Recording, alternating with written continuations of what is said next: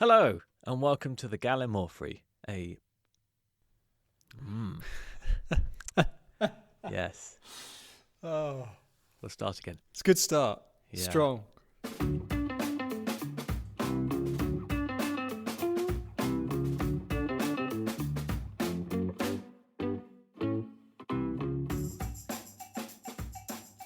Hello, and welcome to the Gallimaufry, a hodgepodge history podcast.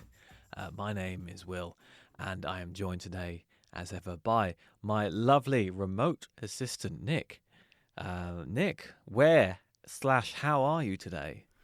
I'm in an undisclosed location for security reasons, mainly Yes. because of you and the restraining order. Yes, you're. But otherwise, I'm okay. You know. That's good. It's good to be okay. Good. Yes. So, yes, thank you for joining us again on another delve through history, through the eyes of two tits in a basement.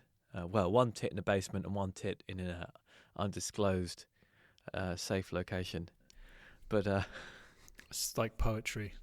I know I'm just freestyling it here. If you hadn't guessed, none of this is scripted. I don't think anyone would make that mistake, if I'm being honest. No. No matter how many times I try and write you scripts. I know. I don't know. It's hard to read, isn't it? You know, you use such small typeface, and you don't use the nice Comic Sans font that I ask you to use. There are typographers somewhere just going, "What the hell?"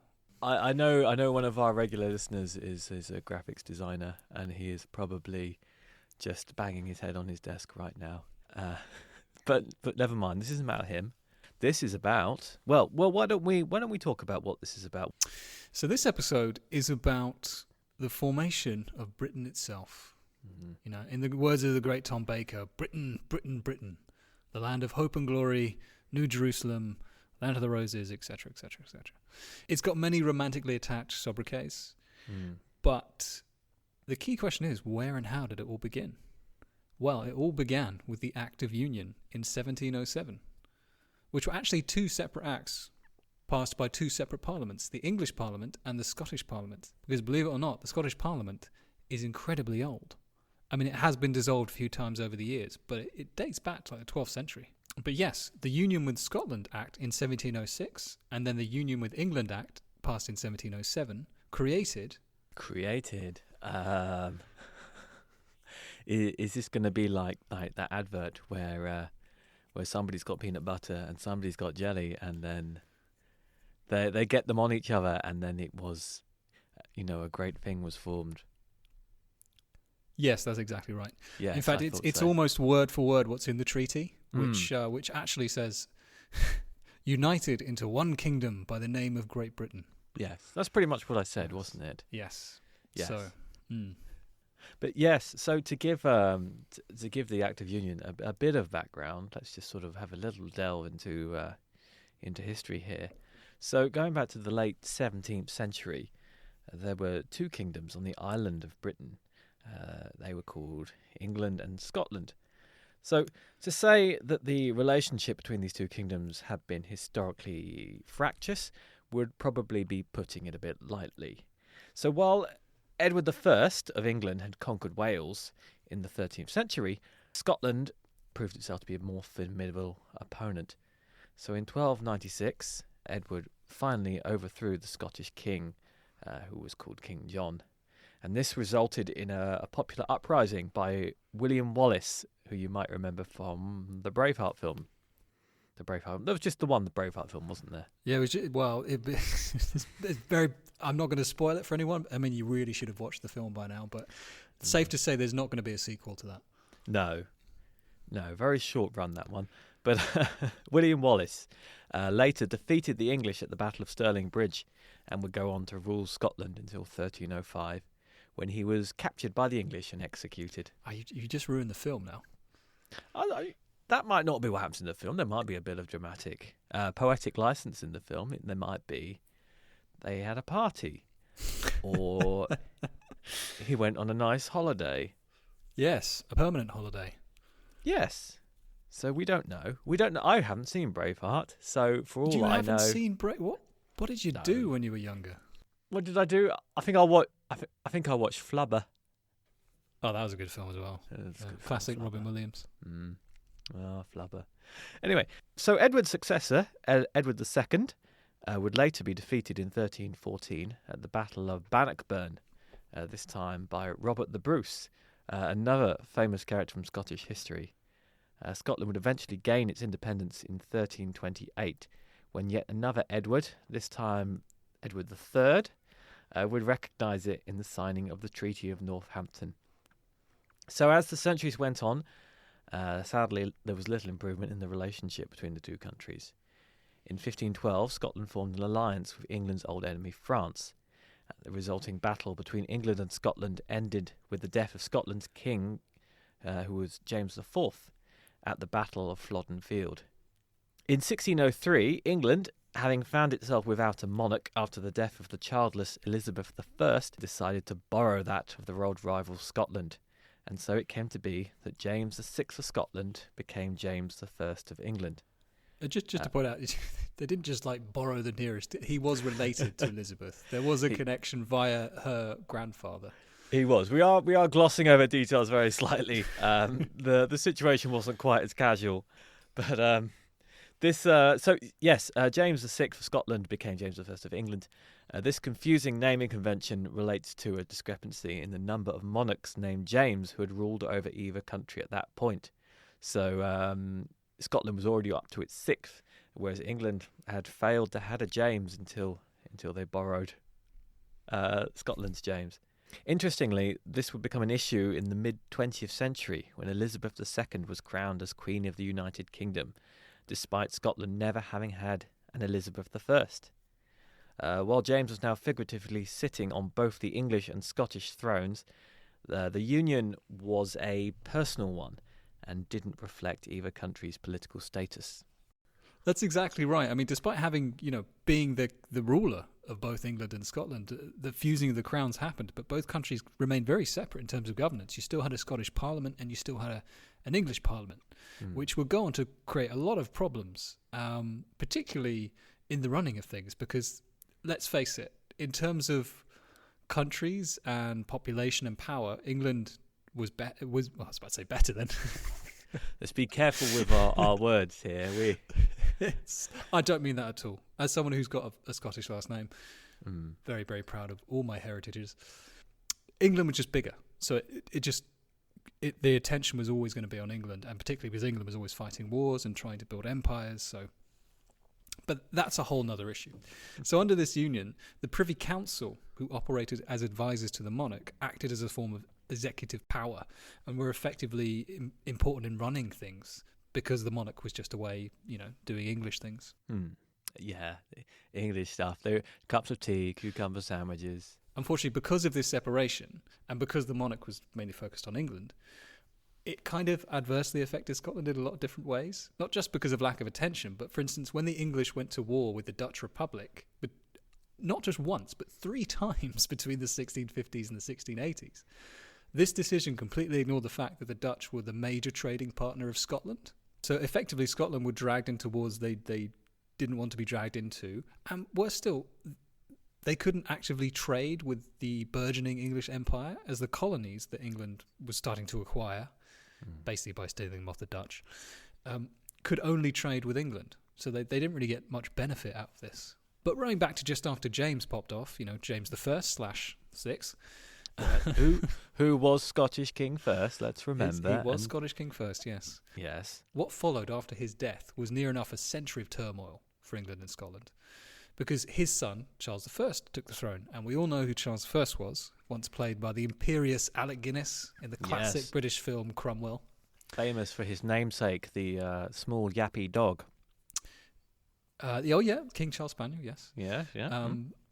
And not much else? I don't know. He didn't do much else than that, did he? Well, he started a lengthy, bloody civil war. No, well. Anyway, he balls things right up by trying to meddle with the churches because he was a bit of a Catholic lover / sympathiser / actual. And because of this, he obviously started a big war, lost his head, and ushered in a rather depressing decade of Puritan rule. When you say lost his head, we mean literally, don't we?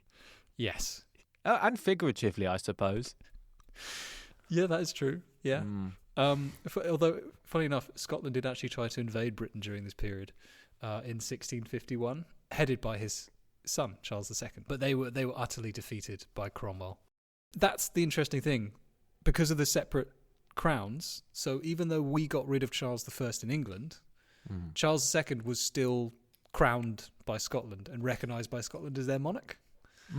Hence why the invasion happened, and then he had to flee once Cromwell achieved another victory. So because of this, the Scottish government was dissolved and absorbed into the Commonwealth, which was established with Cromwell. And they basically imposed military rule on Scotland with thousands of English troops garrisoned across the country to quell any sort of local uprisings. So despite a brief stint as a unified republic under Oliver Cromwell, the two countries continued as two kingdoms under the same monarch for the next 100 years. And while the union did stop some of the bickering, England and Scotland continued to take the odd pop at each other when the feeling arose. A bit like Laurel and Hardy, but with more religious persecution. Thankfully, we like a good time too much, and when Cromwell died, his son was too weak to maintain control, leading to Charles II sailing right back in after already being King of Scotland. He then went on to restore the Scottish Parliament, which must have been a bit of a relief for them. He largely did all right. He didn't upset too many people, and mainly just fucked his way around life. His brother, however, would cause another revolution after showing the tendencies of his dad, Charles I, to be a bit Catholic. It's always causing trouble, those Catholics, aren't they? I know, well, especially in 18th century England, yes. 17th century England. Yeah, we get confused with, 17th century to 1600s. It's a real mental block for that. You just got to remember that the 17th is the 1600s and the 18th is the 1700s. There's always like one number after. Yes. Yeah. Hence why the 20th century is the 1900s. Yeah, that's... Anyway, the revolution of 1688 was essentially a take-two of the first, with much less bloodshed and decades of war. I guess that's why it's called the Glorious One. Those who supported the Catholic Stuarts as the true line of succession became known as Jacobites, who would be a nuisance for the British establishment for decades to come. The English Parliament decided that James's Protestant daughters, Mary and Anne, would be next in line, but both were childless. William of Orange took control as king after James, a cousin of the English royals, married Mary, James's daughter.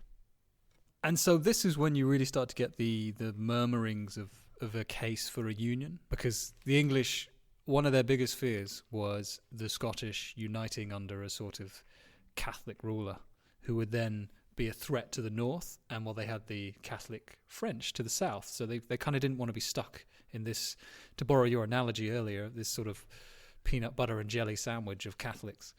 No. That's a terrible analogy. Forget that analogy. Peanut butter jelly sandwich of Catholics. I don't know if those words have ever been said in that order until now. Well, you throw enough monkeys in a room with a typewriter. Exactly, and in this case, two. But it's the reason we've gone through all this preamble of history, because it's important to just know the background to Scotland and England, because there is this sort of tension between them all the way through, and it's a complex system of ruling that the English were getting a bit tired of, and the Scottish to a lesser degree as well were getting tired of. So the case for a union grew. So in February and March of 1689, during the deliberations of the Convention Parliament in Edinburgh, it was voiced, but no one really cared about it. Right.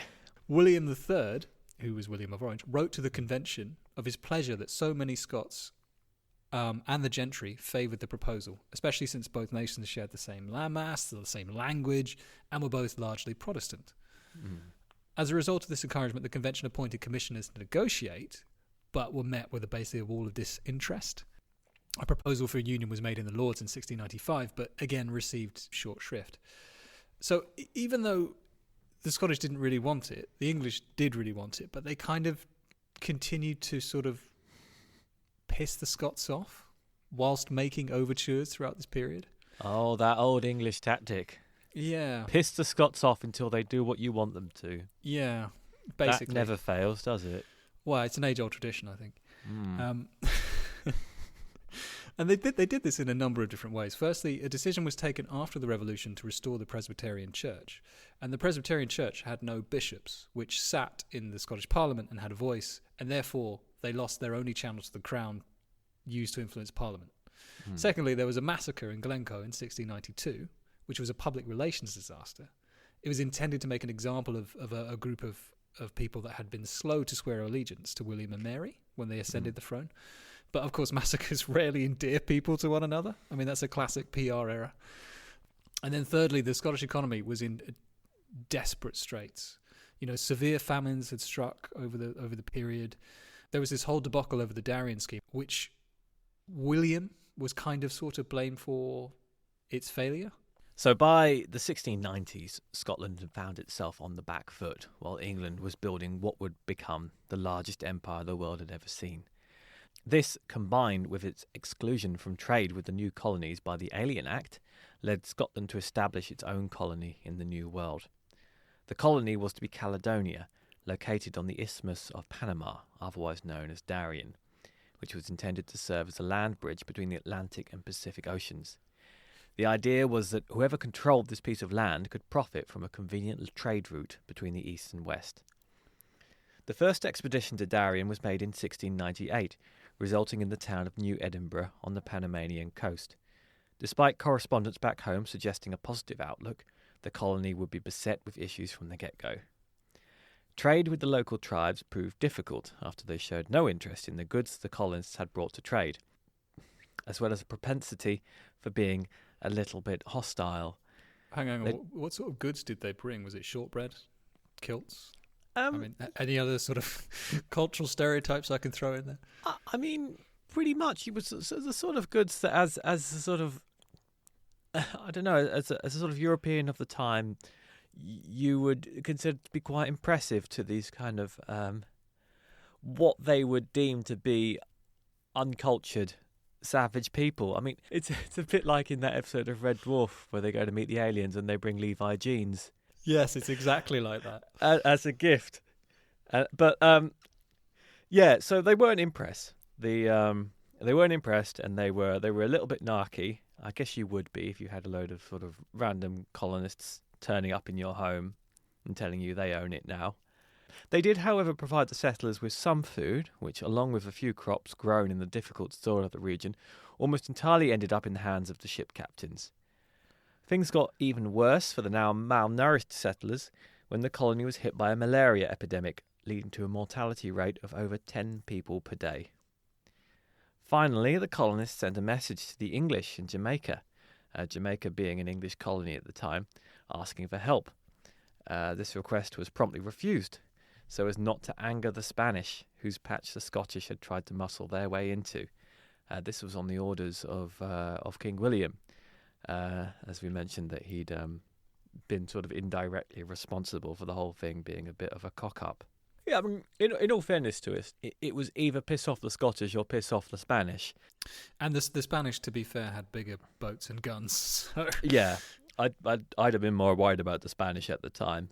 But from a Scottish perspective, it would have looked like quite a betrayal from what was, supposed to be their king. Eventually, the survivors decided to call it a day and headed home, though not before a further group of settlers had already left Scotland for what they were led to believe was a bustling and successful colony.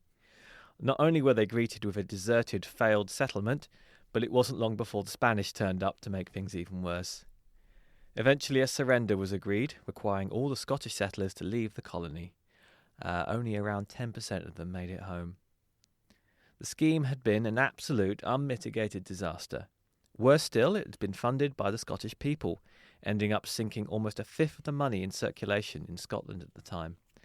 The resulting collapse of the economy left Scotland in a desperate situation, just the thing for an ambitious neighbour to the south with a desire for a political union. The Scottish economy had been severely weakened, in large part due to the failed Darien scheme. There was also the question of the Hanoverian succession, with some believing that Scotland should diverge from England and restore the Stuarts to the throne. So, when Mary, who was the wife of William, shuffled off this mortal coil, Will following 8 years after his wife, some strong love there, the throne passed to Anne in 1702, the sister of Mary. And like many momentous historical events in British history, there always seems to be a lady at the helm. Anne, however, was plagued by poor health throughout her life, and in her 30s grew increasingly ill and obese. Oh, we've all been there. We have, sadly. She was actually played wonderfully by Olivia Colman in the film The Favourite, so I recommend that as a watch. She had 17 pregnancies throughout her life. 17 is staggering. And she died without a surviving child, which is really depressing. That is depressing. And would be the last monarch of the House of Stuart.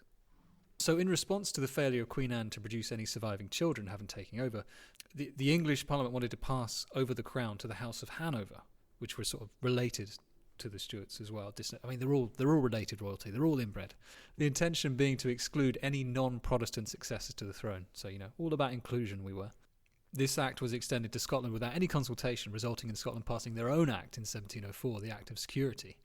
In passing this, Scotland reserved the right to choose its own successor, regardless of what the English might say. This would have an interesting effect down the line. By the early 1700s, there had continued talks for an Act of Union, and these had become an actual legislative proposal, backed initially by William, and then afterwards by Queen Anne, who actually made a speech in Parliament where she recommended the union of two kingdoms, but she was also met with little enthusiasm. I mentioned earlier there was a genuine fear that Scotland might become a sort of bastion for the Catholic Stuart line and reforge her ancient alliance with France, thereby creating that sort of peanut butter jelly sandwich. That there again. Yeah, and also you had Ireland, who were constantly trying to get rid of the English as well, so England felt a little bit beset by enemies. Yeah, if you can sum up Irish history in one sentence, it would just be constantly trying to get rid of the English. And they're still are. Like an unwelcome house guest that just won't go home. And the irony is now that everyone wants to be Irish. They're all applying for passports. Got mine. But yes, so Scotland passed this act, which only fed these fears. They also passed another stating following the death of Queen Anne, Scotland would retake control of her own foreign policy, a further sort of warning shot that things could only get worse for the English. England, however, fought back with the Alien Act of 1705, stipulating that unless negotiations for union were underway by Christmas of that year, then Scots would be considered as aliens in England, which is unthinkable today. That is, they would be prevented from trading with or in England, a severe blow to the Scottish economy. And it's one that worked, because representatives of the Scottish Parliament were subdued into negotiations for a union. Just one important thing to actually point out. While these negotiations for the union were going on, the British were constantly spying on the Scottish to gather opinion on getting this union across the line. And one of the key spies that the English used was none other than Daniel Defoe. Now, we all know who Daniel Defoe is, don't we? He is that famous actor, isn't he? He was... I can't think what he's been in. That's Daniel Day-Lewis. No, the other one. Willem Dafoe. No. Yeah, he's also a famous actor. Yes. Who's Daniel Dafoe? He wrote Robinson Crusoe. He wrote. Oh, right. Yes. Okay. Yeah. Yes. I know that one. But he was more than that. I saw it in Panto. I'm glad you did. He was more than an author, though. He was a merchant, a journalist, a gambler, a propagandist, and, as we've just said, a spy. And he was a key contributor to the Act of Union. He worked for the Chancery Exchequer at the time, who was Robert Harley, and he was already a prolific writer by this time, but he hadn't yet written Robinson Crusoe. That would come a bit later. Unfortunately, he was also a bit of a troublemaker, and the reason he came to be a spy was because he was basically thrown in prison for writing a satirical literary piece called The Shortest Way with the Dissenters, which mocked the Crown and the government for cracking down on nonconformity. So what does a government that cracks down on nonconformity do? It throws people in prison who disagree with it. It conforms you. Exactly. He was actually a Presbyterian himself, so he was considered a sort of outsider because obviously England was C of E. So he was arrested and brought to trial and put in a pillory. However, he had so many friends that he all gathered around him to stop him being pelted with vegetables.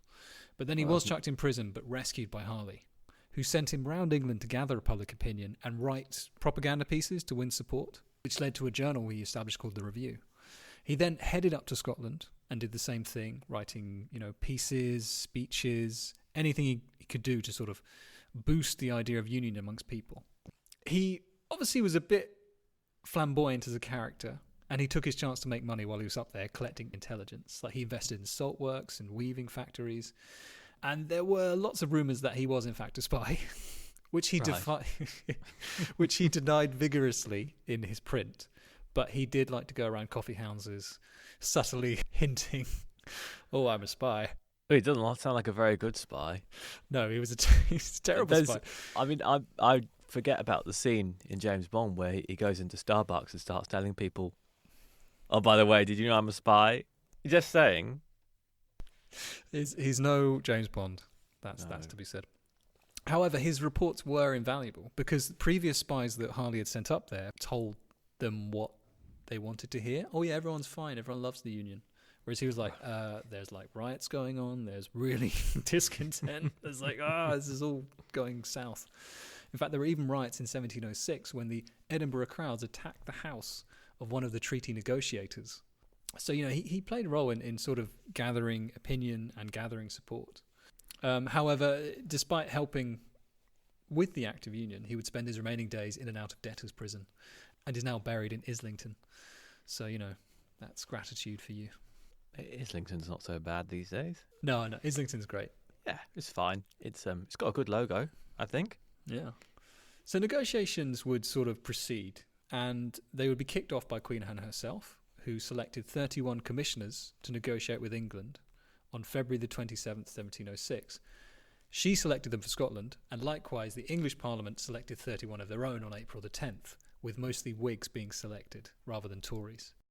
The process was a bit dry, though.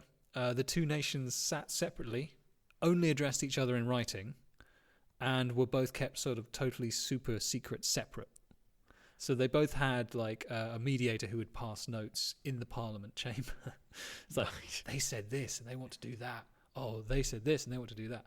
So it's just a bit weird. It was all very formal. In fact, one of the Scottish commissioners who was on the Scottish side said, it's like they wouldn't even share a glass of wine with us. Oh, right. Why was that? Just because they were...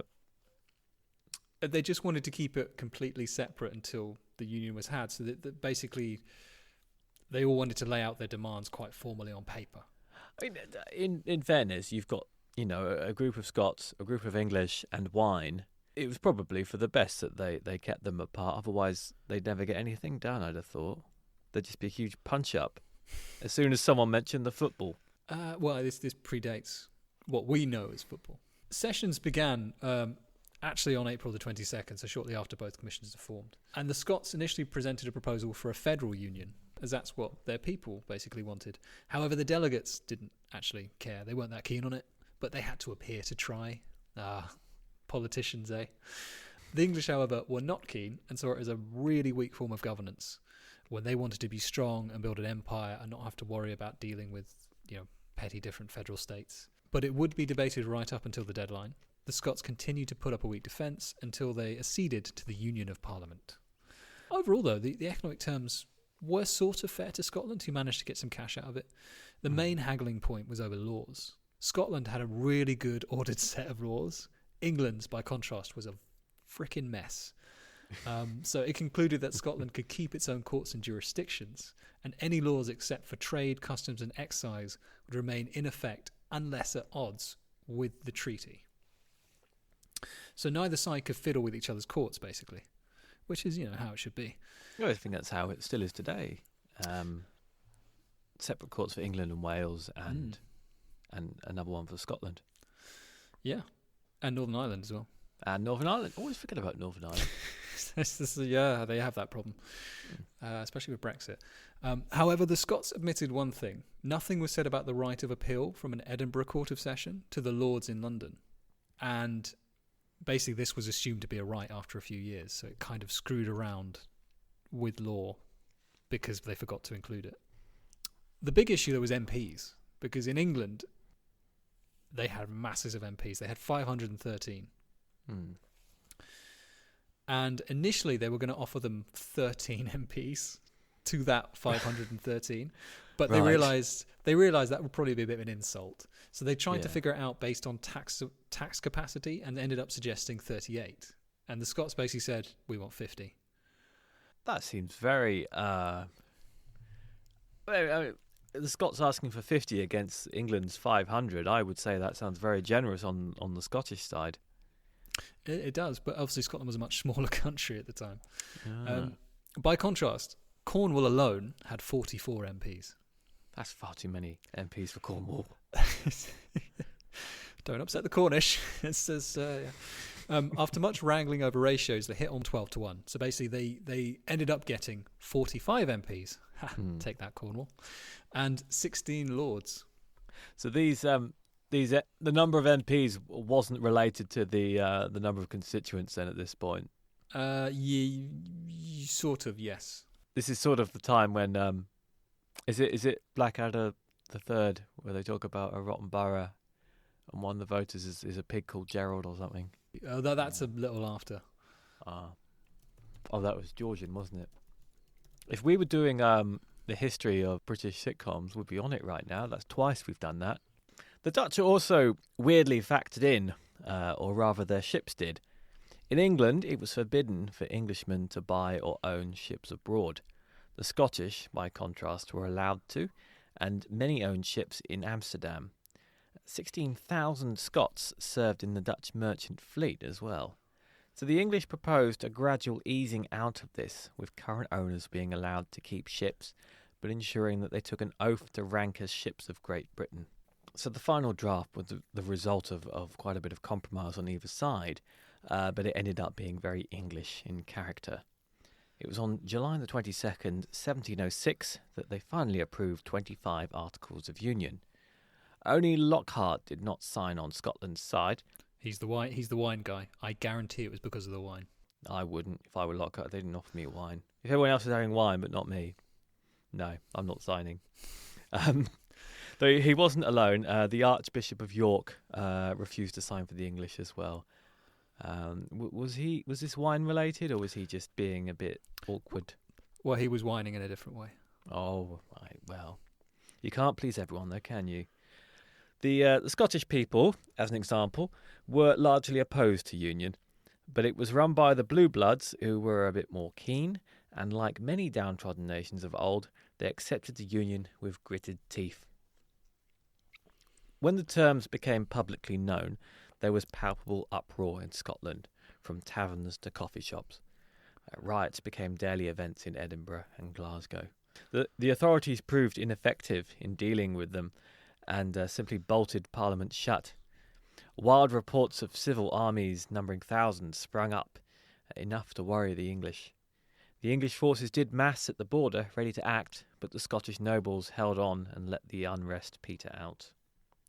In a poorly attended Scottish Parliament, the MPs voted to agree the Union, and on 16th of January 1707 the Act of Union was signed.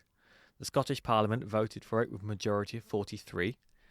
There were 223 members at the time, with 110 voting yes. The support of the Squadrone Volante was crucial. They were a bit like the Lib Dems of their day. They were a group of about 30 members of the Scottish Parliament.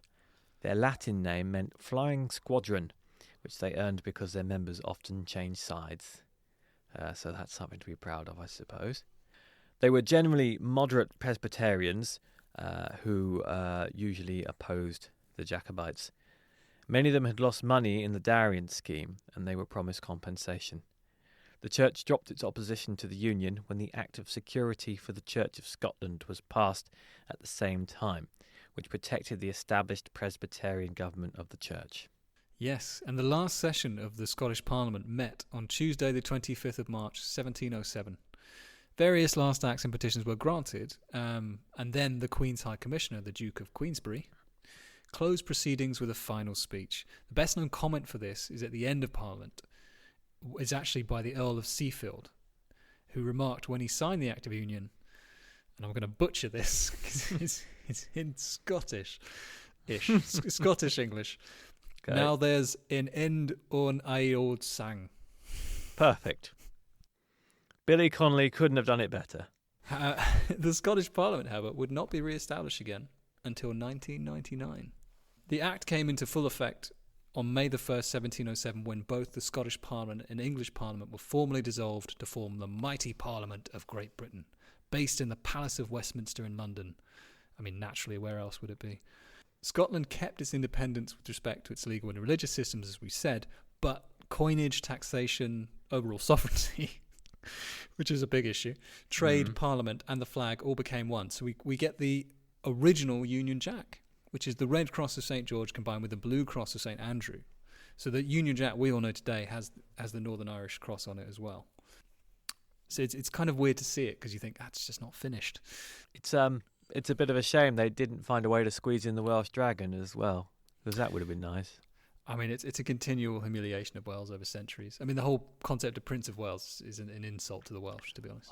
I know, you've got to feel bad for Wales, haven't you? They just, yeah. Just keep getting just knocked around by the dickhead next door. However, England did compensate Scotland for undertaking to share the responsibility of England's national debt, so they got a big payout. But yeah, history was made, and soon the British Empire would cover half the world, as you stated, one of the biggest in history. And I fully believe that this glorious union can be never, ever broken. No. Never. Now I've suitably riled up the Scottish, as is the English tradition. I'm joking, of course. Strangely, though, looking back at the Union, it's mainly looked at from a Scottish perspective because, to be quite frank, a lot of the scholars I've read that the English don't seem to really care about it. They kind of see it as a sort of footnote almost, which is probably a testament to the continued arrogance of the English. Yeah, when you look at English sources, it's almost like England was sort of doing them a favour by inviting them in from the cold. And also, I will dictate everything you do from now on, and you can never leave. And I'm going to lock the door. Exactly. Although, actually, interestingly enough, it didn't take long for the Union to come into peril quite quickly. The first hurdle arising in 1713, when John Campbell, 2nd Duke of Argyll, spoke out against it, and he had been one of the original agreeers. There were complaints by MPs and peers over lots and lots of issues, which led to a debate in the House of Lords, suggesting the breakup, which was only won by 4 votes. Oh. So, it could have all been so different. Yeah. And that is a very whirlwind look at the Act of Union, which is essentially Scotland slowly being coerced and bullied and made to join an empire. That really is England's style, though, isn't it, historically speaking? Is they sort of abuse you, they coerce you, and then when you're all out of options, they say, oh, why don't you come and join us? The ultimate gaslighter. Slightly overlooked part of English, Scottish and even British history, especially on the English side, but one which has had a massive impact on our joint history over the last few hundred years. I mean, it's hard to think of a politically separate England and Scotland. I know it's a topic that's often brought up. And has been ever since the Union was formed in the first place, but it has persevered nonetheless. Yeah, and it's also interesting that there were lots of, at the time of the Union, a part of the motivation for the Scottish, the people in control of Scotland was that they were a bit worried about going it alone. Like Europe was a big, terrifying place. You had England, Spain, France, building all these empires, and they were like, "Can we survive? Should we partner with the English? Should we, become a joint sword to conquer the world together?" Yeah, but there's always this sort of balancing act between sovereignty and joining a larger union and the benefits that come with that. And, we saw this sort of arise with the whole Brexit debate of several years ago. God, yeah. Let's not do that. That feels like ancient history now, but or like a bad dream, maybe, depending on your perspective. I don't know. Not to get too divisive about it.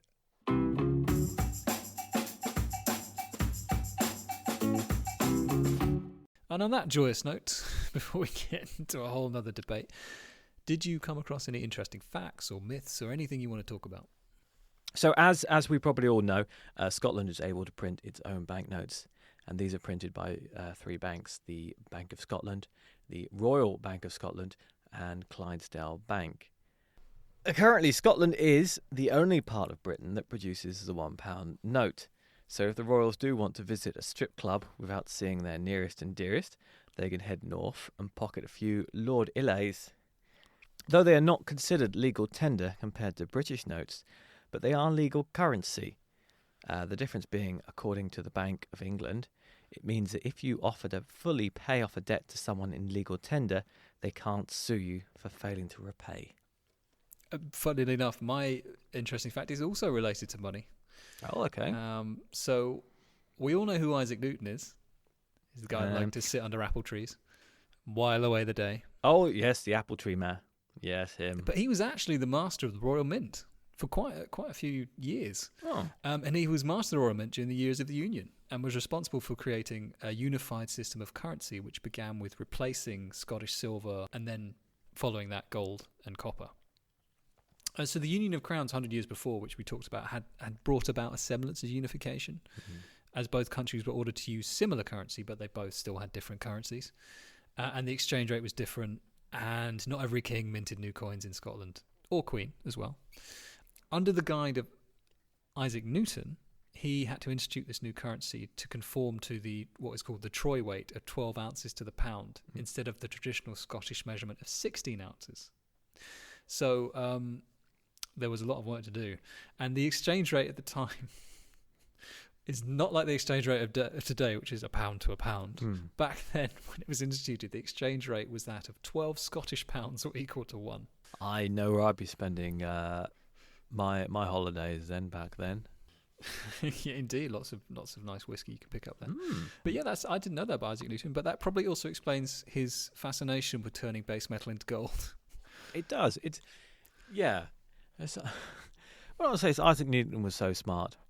Why did he keep the confusing system of currency, all those sort of shillings and pounds and whatever, halfpennies? I don't know. The old system of money confuses and angers me for irrational reasons.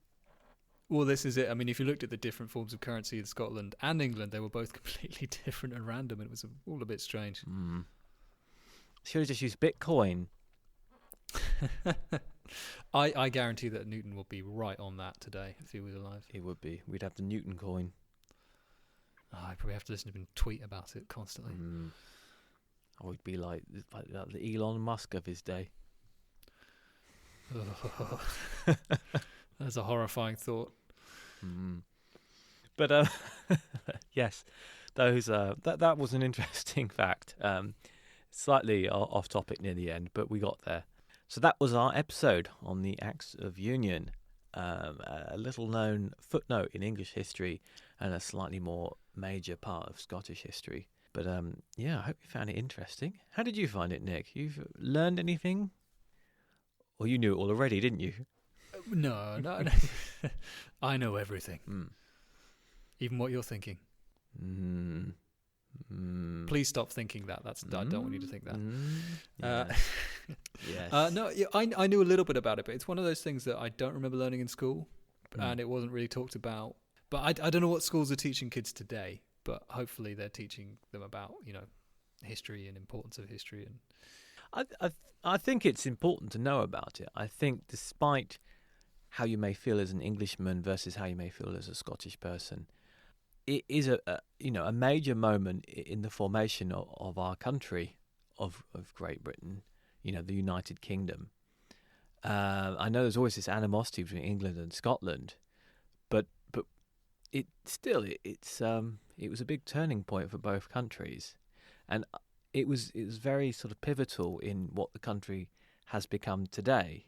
So even though there are still these kind of odd rumblings here and there of talk about Scottish independence, and whether you lie on one side of the debate or the other is sort of a very personal thing, but things stand as they are today for a reason, and that it sort of can all be traced back to this.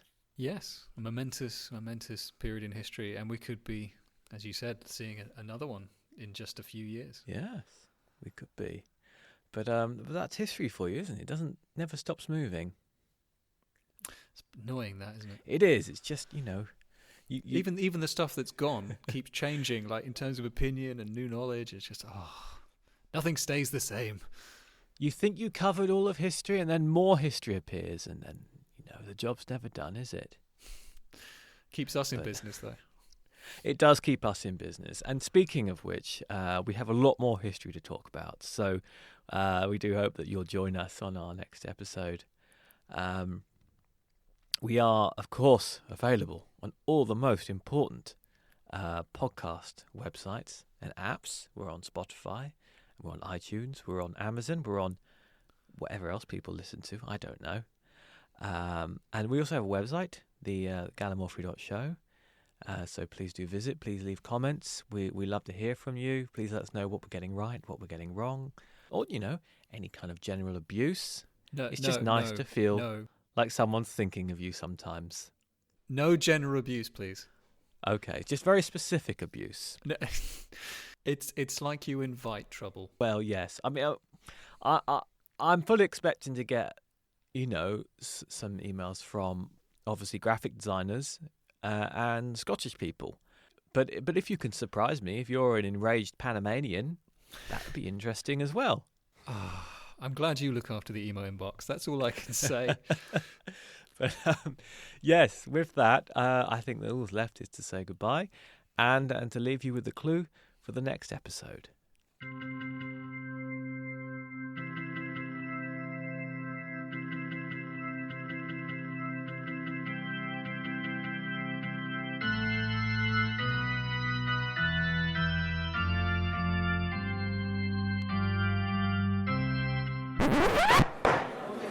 Court is now in session.